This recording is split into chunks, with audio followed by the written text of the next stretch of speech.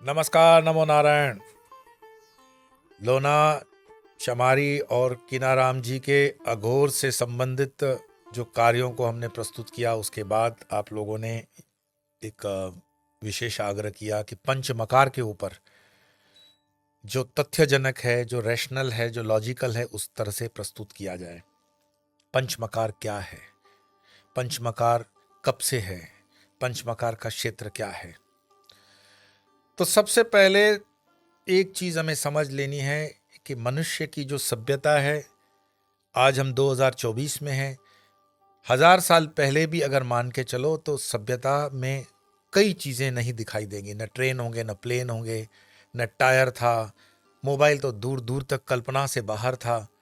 तो उस समय जो समाज की जरूरतें रही, उसके अनुसार समाज जिया और समाज अपने वस्तुओं को उपयोग में लाता था। पंचमकार की जो ये साधना है, ये साधना हजारों सालों की परंपरा का हिस्सा है। और उस वक्त ऐसे ऑप्शंस बहुत ज्यादा नहीं है फूड के अंदर या खान पान के अंदर। रुद्रायामाल के अंदर एक स्टोरी आती है तारापीठ के वशिष्ठ जी की, कि वो कैसे चाइना में जाते हैं और वहां से तारापीठ का वो जो तंत्र है, तारा तंत्र लाते हैं। और पंचमकार का पहला उदाहरण वहां से मिलता है, जहां पंचमकार में साधना का उल्लेख आता है। ये रुद्रायमाल में आता है। पर पंचमकार में है क्या क्या चीज? मांस है, मत्स्य, मुद्रा, मध्य माने मदिरा और मैथुन। और ये पांचों पांच चीजें जो हैं, ये बड़ी साइंटिफिक वैज्ञानिक तरीके से हमारे जीवन से ही नहीं, पूरे प्रकृति से जुड़ी हुई है। लेकिन जब जब भी धर्म की हानि होती है, धर्म को गलत तरीके से प्रस्तुत किया जाता है या धर्म को अलग चश्मे से दिखाने का कोशिश किया जाता है, तो उसका स्वरूप बदल जाता है। पंचमकार को अगर किसी ने भ्रष्ट किया है तो कुछ मक्कारों ने भ्रष्ट किया है। पंचमकार तो हमारे जीवन में, आपके जीवन में, मेरे जीवन में, प्रत्येक के जीवन में प्रत्येक क्षण चल रहा है। और प्रकृति के प्रत्येक कण कण क्षण क्षण में पंचमकार है। और पंचमकार से अलग कुछ चीज करना असंभव है, लेकिन उसकी व्याख्या अलग अलग दी गई है। मैं आपको कहूं कि प्रकृति और विकृति और ये सब समझने के लिए गीता उसका प्रमाणिक ग्रंथ है, जो स्वामी योग धर्म चैनल पर गीता के 2-2 श्लोक हम रोज कर रहे हैं। आप उसको भी सुनेंगे, साथ में इंस्टाग्राम फेसबुक तो चल ही रहे हैं, उसका भी लाभ लेंगे और आगे भी इन चीजों का लाभ बताएंगे, ताकि समाज में एक जागरण रहे। तो पंचमकार को लेकर के जो हवा एक बहुत गलत धारणा बनाई गई है, वास्तव में वो नहीं है। मैं आपको आपकी ही यात्रा से, स्वयं की यात्रा से पंचमकार समझाऊं तो सरलता से आपको समझ में आ जाएगा कि हमारा अस्तित्व है क्यों। ये आप, मैं, प्रकृति, ये पेड़ पौधे, जानवर, ये सब क्यों है? तो ये मैथुनी प्रकृति है। पुरुष और स्त्री के मैथुन से, या पुरुष तत्व और स्त्री तत्व के मैथुन से ये प्रकृति होती है। तो ये तो पक्का हो गया कि मैथुन के कारण ही ये प्रकृति का अस्तित्व बना हुआ है। बिना मैथुन के ये संभव नहीं है। मैथुन को मंथन भी कह सकते हैं, और फिर वो अपनी पौराणिक कहानी अमृत मंथन भी चला जाएगा। उस कहानी को अगर पढ़ेंगे तो उसमें वो सार है।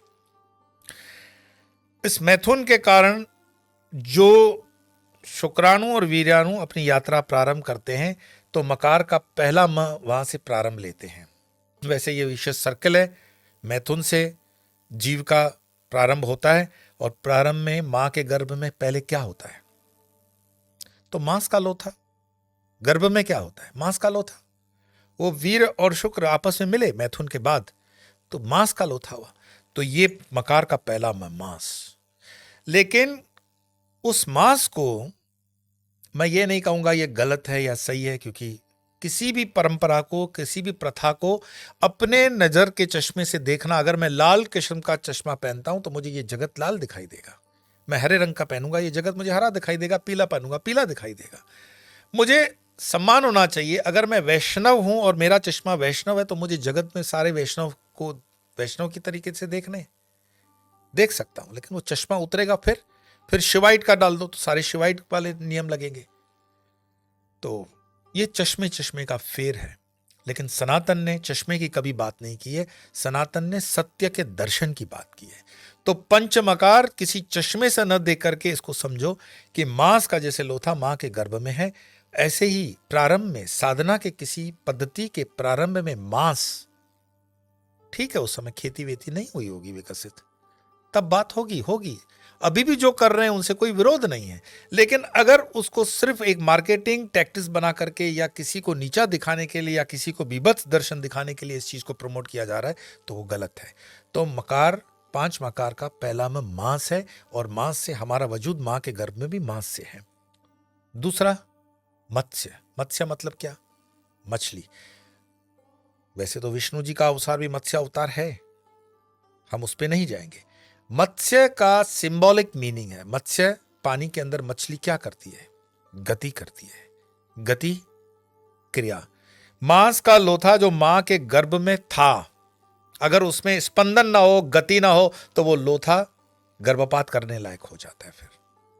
तो मकार का दूसरा म, मत्स्य, गति का द्योतक है।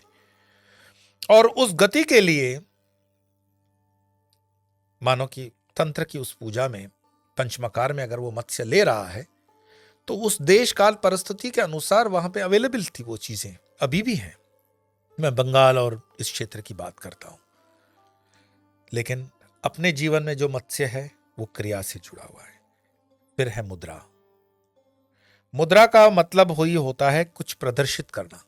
जैसे मान लो कि आप ट्रैफिक में जा रहे हो, पुलिस वाले ने आपको हाथ दिखा दिया, ये हाथ दिखाने की जो ये मुद्रा है के लिए, तो हम कभी ये मुद्रा करते हैं, कभी ये मुद्रा करते हैं, कभी मत्स्य मुद्रा कर लेते हैं, अंकुश मुद्रा कर लेते हैं। अलग अलग मुद्राएं दिखा करके अपने इष्ट, अपने देव के साथ पूजा पाठ और अध्यात्म के अंदर जितने वाणी का प्रयोग कम हो उतनी ऊर्जा आप बचा लेते हो। तो मुद्राओं को प्रदर्शित करते हुए ये कम्युनिकेशन है। मुद्रा क्यों दिखाते हैं बताओ? वो पंडित जी आते हैं ना, बोलते हैं मत्स्य मुद्रा करो या ये मुद्रा करो, वो मुद्रा करो। क्यों? मुद्रा का मात्र अर्थ है कि आप अपने उस एनर्जी के साथ कम्युनिकेशन स्टेब्लिश कर रहे हो।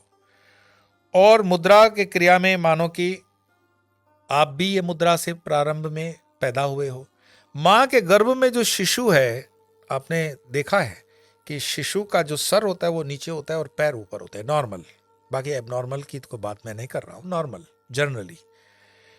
तो वो जो पूरा आप देखते हो चित्र, वो कौन सी मुद्रा है?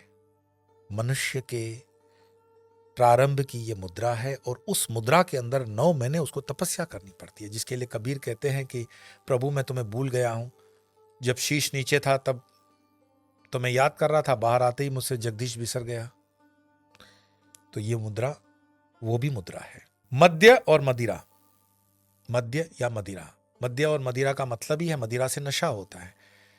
जिस काम के करने से, जिस लक्ष्य के लिए आपके जीवन में नशा ना हो, आप पहुंच नहीं पाते हो। वो कहते हैं ना कि इस काम की उसको बिल्कुल धुन लगी हुई है।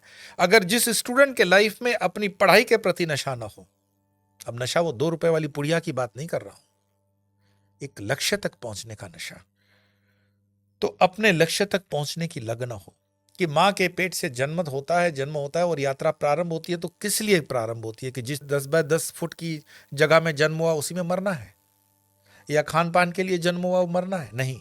मनुष्य को जन्म उस मनुष्यत्व को पूर्ण रूपेण प्राप्त करने के लिए, उस खिलावट के लिए वो नशा होना चाहिए, और उसका नशा का सिंबॉलिक उन्होंने मध्य में लिया।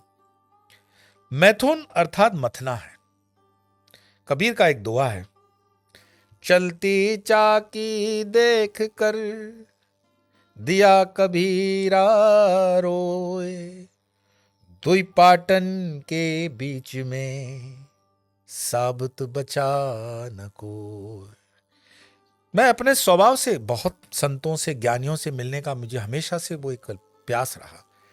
बिहार के अंदर कबीरपंथी, महान कबीरपंथी संत अंबिका दास जी, उनसे मेरा मिलना हुआ। हाजीपुर से आकर खेतों के अंदर उनका स्थान था, और मैं पढ़ा लिखा विदेश से आया हुआ। उन्होंने मुझे बहुत सम्मान, प्रेम, और रात में सत्संग हो रहा था तो उन्होंने कहा कि साहब, क्योंकि कबीरपंथी थे, साहब बंदगी करके बात करने वाले, उन्होंने कहा कि साहब एक बात बताइए, कबीर जी के इस दोहे का आप हमको मीनिंग बताइए, अर्थ बताइए। चलती चाकी देखकर दिया कबीरा रोए, दुई पाटन के बीच में साबित बचा न कोई। और मैंने अपनी सूडो सेकुलरिस्ट वाली वो जो पढ़ा था वो उड़ेल दिया कि भाई ये तो इस तरह की चक्की की बात है। उन्होंने कहा नहीं कबीर इतनी फालतू बात करेंगे, आप चक्की की बात बताएंगे। वो बता रहे हैं कि कबीर साहब कह रहे हैं चलती चाकी देखकर दिया कबीरा। कौन सी चक्की? ये प्रकृति और पुरुष की चक्की। चलती चाकी देखकर दिया कबीरा रे, दो ही पाटन के बीच में साबित बचा न कोई। सब तो कामुकताप से लगे हुए, सब तो सेक्स से जुड़े हुए, इससे ऊपर उठ ही नहीं रहा है। उसकी भौतिक जो इंद्रियों का भोग है, उस भोग में इतना वो रोग उसको पकड़ रहा है, लेकिन कभी उसको परमात्मा से प्रेम नहीं हो पा। तो कबीर साहब कहते मैं रो रहा हूं, चलती चाकी देखकर दिया कबीरा रोए, दुई पाटन के बीच में साबित बचा न कोई। ये मैथुन क्या है? वो कबीर का जो दोहा है वही तो मैथुन है। और ऐसा मुझे प्राणी बताओ प्रकृति में जो मैथुन के बिना पैदा हुआ। लेकिन फिर इस मैथुन को उस क्रिया में जब उतारा गया तो उसका मिसयूज हुआ, उसका उपयोग गलत हुआ, और उस गलत उपयोग के कारण समाज में उसकी गलत धारणा बनी। आप कहोगे कि मैं ये कैसे? जीवन में आनंद का क्षण संभोग से नहीं आता है, जीवन में परमानंद का क्षण आपके स्वयं भोग से आता है। संभोग के लिए आपको दूसरे की आवश्यकता है, स्वयं भोग के लिए आपको शिव की आवश्यकता है। जो शिव है आपके पास, जो ये कुंडलनी है वो शक्ति है, और वो शिव और शक्ति का जो मिलन है वही मैथुन है। ये मैथुन शिव शक्ति का मैथुन है।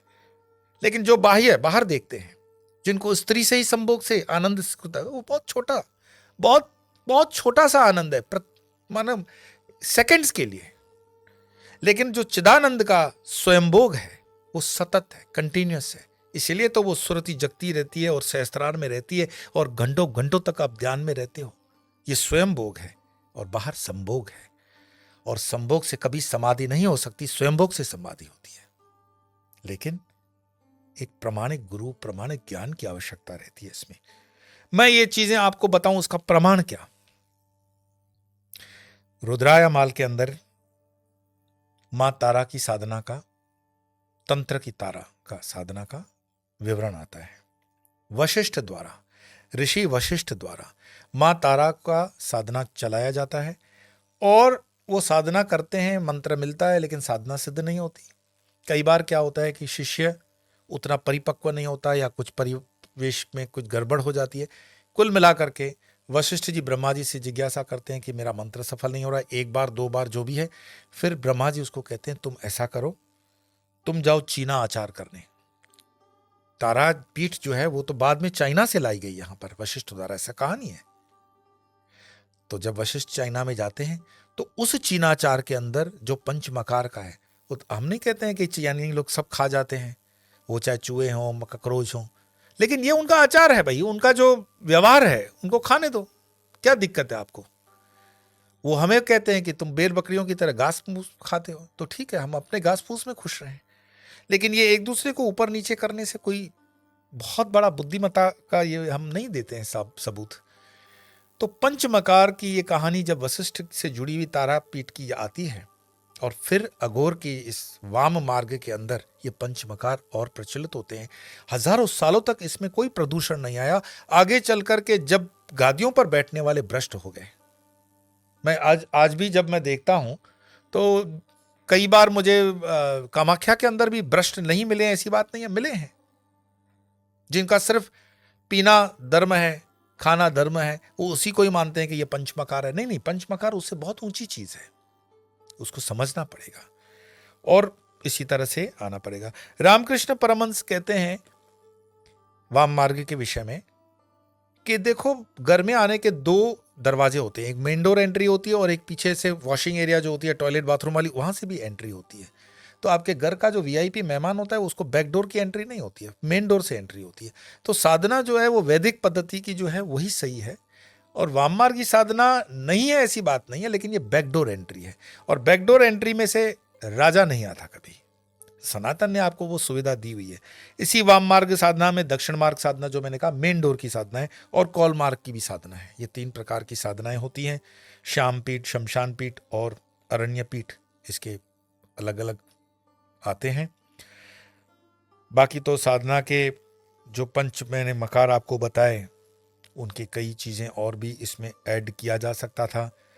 और साथ साथ में मैं आपको बताऊं कि इसको कई बार ईड़ा, पिंगला, सुषमना से मिलाया जाता है, सुरति से मिलाया जाता है, मांस खेचरी मुद्रा से मिलाया जाता है, खेचरी मुद्रा करने से अमृत बरसता है। हाँ भाई, तुम्हारे संपर्क में कितने हैं जिनका अमृत बरसता है? और जिनका अमृत बरसता है वो क्या बंबई दिल्ली में बैठे हुए हैं? वो तो सब फेसबुक और जो यूट्यूबा है ना, उस पर बैठे धंधा कर रहे हैं। अगर उसका इतना ही खेचरी मुद्रा से अमृत बरस गया तो अमृत बरस गया, तुम्हें आनंद मिल गया, तो यहां क्या कर रहे हो फिर? तो इन चक्करों में मत आओ। सनातन की साधना में खुद उतरो, खुद जानो, खुद पढ़ो, तब जान पाओगे। पंचमकार ऐसा भी नहीं है जिसको तुम हेय दृष्टि से देखो, और पंचमकार ऐसा भी नहीं है जिसको तुम गले लगा करके चलोगे तो तुम्हें सब प्राप्त हो जाएगा, नहीं। तो उसके विधि विधान, उसका इंपॉर्टेंस समझो, और उसको गलत कहने से पहले 2 मिनट पहले विचारो, ये तुम्हारे पूर्वजों और ऋषियों का किया हुआ कोई पद्धति है? हाँ, इसमें पोल्यूशन आ गया है, इसको भी मान्य है, लेकिन ये है, इसका वजूद है। तो पंचमकार वैसे तो ये नेवर एंडिंग सब्जेक्ट हैं, फिर भी एक मेरा प्रयास रहा कि पंचमकार को आपको लॉजिकल तरीके से समझाऊं कि ये हमारे साथ कैसा जुड़ा हुआ है, हमारे शरीर और हमारे शरीर के भीतर पंचमकार कैसे है, और कैसे मैंने आपको बताया कि मांस है, मत्स्य है, मुद्रा है, मदिरा है और मैथुन है। तो आज इतना ही, अगली बार फिर मिलेंगे किसी अन्य विषय को लेकर। तब तक के लिए नमो